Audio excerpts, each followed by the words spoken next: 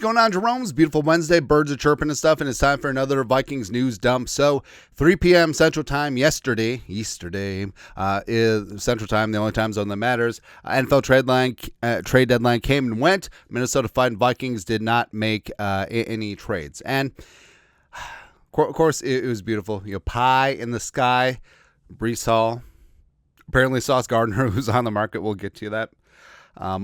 Minka Fitzpatrick.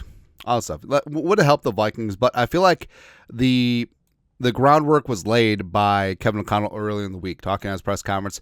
You're pretty happy with the rooster and all the players returning from injury. It's kind of a big deal, right? Alec Lucy had on the Vikings at deadline, no season-ending injuries warranting replacement, no major holes.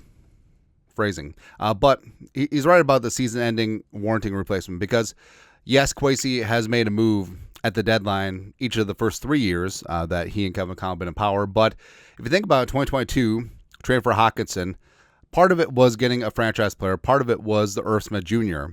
Injury. 2023, Josh Dobbs, obviously Kirk Cousins. 2024 was Christian Darrisaw going down and bringing Robinson in. So there wasn't a injury behooving them to make a move at the deadline, which makes sense. And as Kevin O'Connell said, everyone's getting healthy at the right time. It's almost like you're getting a full second team. So kind of good to go there. And also, the Vikings, a lot of cash already spent. Definitely made considerations. Simultaneously, the team has been very mindful of generating and maintaining draft capital moving forward. Their investment in 2025 is obvious. Roster cost $344 million. Now, the Vikings could have looked to do a couple salary dumps, but also like Jonathan Allen. Be nice if we had Josh Allen, but Jonathan Allen has kind of stepped up. Javon Hargrave certainly stepped up as well. So we'll just play cool. See what happens there. Also happening right now is annual November food shelf fundraiser drive / everything. All Venmos, Cash App, Super Chats in November will go towards Twin Cities food shelves and local families in need. A $2,000 goal for the month. Already at about $675. I think as of this morning. Donation links are in the video description below. Also, we're working with our friends Every Meal. Donate directly to them. Link is in the description. If you do that, email producer Allie so include you in the total. It's good. It's a good month to pay it forward. Absolutely, man. Also, take a look at the trade deadline recap from Sleeper. So Rashid Shaheed, speedy wide receiver from the Saints, goes to the Seahawks. Reunites with Clint Kubiak. Another weapon for Sam Darnold in the regular season. Yeah, Jacoby Myers goes from the Raiders to the Jaguars, which is funny because they just played on Sunday. A.D. Mitchell was part of the Sauce Gardner trade. Yeah, oh yes, the Sauce Gardner. What should we get to? Sauce Gardner goes to the Colts. Quinnen Williams goes to the Cowboys. Logan Wilson also goes to the Cowboys. Tryon Shoyinka. He went by a different name at Washington, didn't he? Was it just Joe Tryon? And then he added the Shoyinka? I should probably know that. Anyways, he goes from the Browns to the Bears. Mazi Smith was part of the Quinnen Williams deal, just underachieving defensive tackle for the Cowboys. And then Trevor Penning at the last second went to the Chargers. Also, they traded for a DB, but it really doesn't matter at the end of the day. But the blockbuster trades all include the Jets. Sauce Gardner going from the Jets to the Colts, going from the basement to the penthouse. It's good times, man. 2 first-round picks and A.D. Mitchell.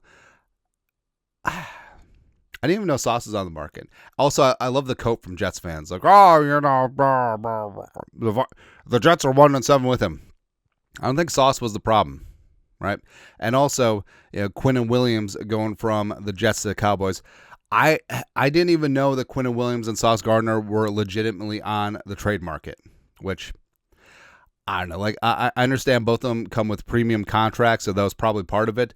But, I mean, if say theoretically, so the Cowboys sent a second rounder this year, a 2027 first rounder. Jets have 3 first round picks in 2027, which is supposed to be a good draft. So the Vikings could have sent a 2026 second round pick, a 2027 first rounder, and say Jonathan Allen, but probably not his full contract. I mean, yeah. But woulda, coulda, shoulda, right? Also woulda, coulda, shoulda with running back Breece Hall. Now the Jets held firm on their demand for a third round pick. Who even knows that the Vikings were in? As of right now, Haven't been any credible reports that the Vikings were interested in any players or any Vikings players on the roster were shopped. But reportedly, the Chiefs were offering a 4th-round pick, and the Jets were just like, nah. But looking at the 2026 draft capital, so the Vikings had their own 1, 2, 3, as well as looking at a 3, 4 from Darnold and Jones in comp picks.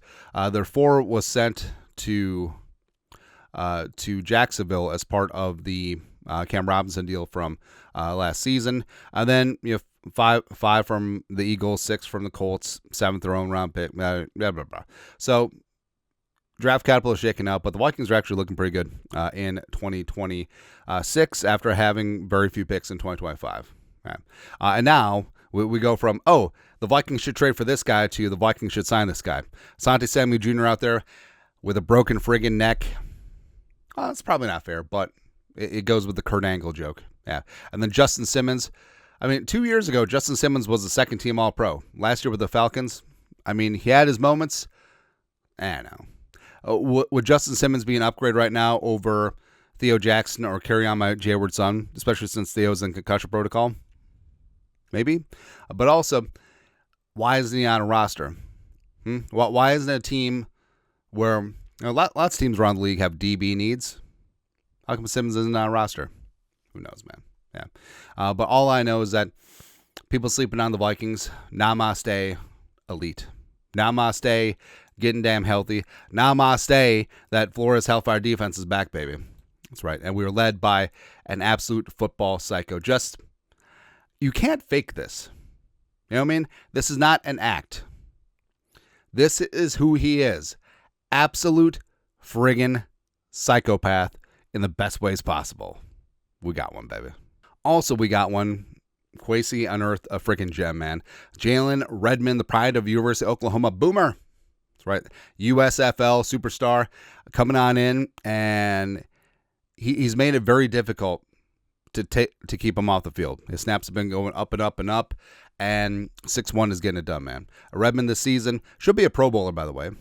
That's why we're championing the bit. Redmond this season, 4 sacks, 4th in the NFC amongst defensive interiors, 13.67% pressure rate, which is 1st among NFC defensive interiors, and 6 tackles for loss, which is 5th. All that is good. Right? And also, he's great against the run. He's great rushing the passer. Constant chaos and disruption. And we said, top 3 players on the Vikings defense so far this year. Grenard, Redmond, Eric Wilson. Cashman's flirting with that too, except he missed some time. But you got to feel really good about that, man. Yeah, so Jalen Redmond, keep on wrecking fools.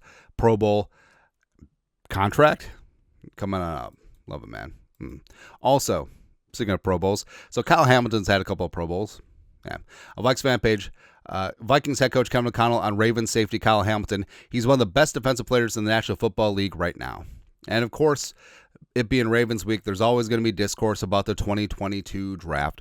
First draft with Kwesi and Kevin O'Connell. Vikings sitting at the number 12 overall pick. Kwesi trades down in division with the Lions. Does not get an extra first-round pick, but get some draft capital, which part of that draft capital went towards Ed Ingram and then trading up for Andrew Booth Jr., which, yeah. But the Lions picked Jamison Williams, bust. Push off, bust. But they paid him.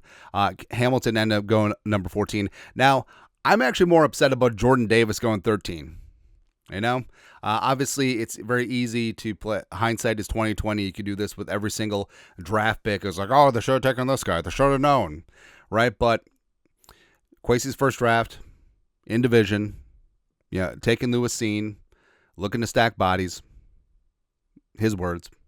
But Kyle Hamilton was a unicorn in Notre Dame, man. All right, Kyle Hamilton, Jordan Davis just gumming up the middle, nose tackle who can rush a passer too. It is what it is. But also, we should point out, number of Super Bowl rings. Kyle Hamilton 0, Lewis Cine 1.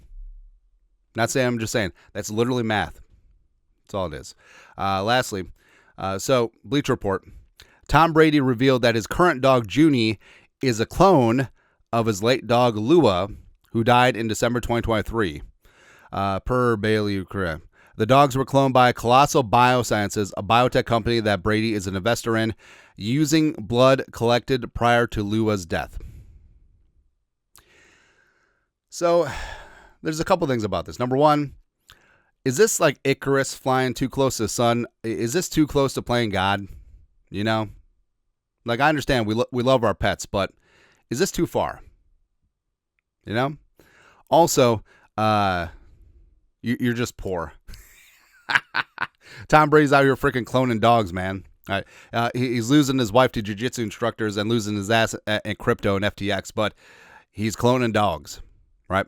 Also, I mean, so both of our dogs were shelter dogs. Like, there's so many shelter dogs looking for loving homes, and then he's just out here just hitting control paste with his dogs. I don't know, man. Doesn't really. There's something about it I don't like. I can't express it because I haven't parsed it through yet. But there's something just off about this. You know what I mean? Yeah. Even though, Tom Brady was extremely brave, where he cloned himself first. That's right. And we're the beneficiaries of it. Oh, all the Patriots fans are like, oh, no, Drake May is, I don't know why they're Canadian. Drake May is a clone of Tom Brady, the greatest quarterback of all time. Now, Michigan football psycho. That's what we have.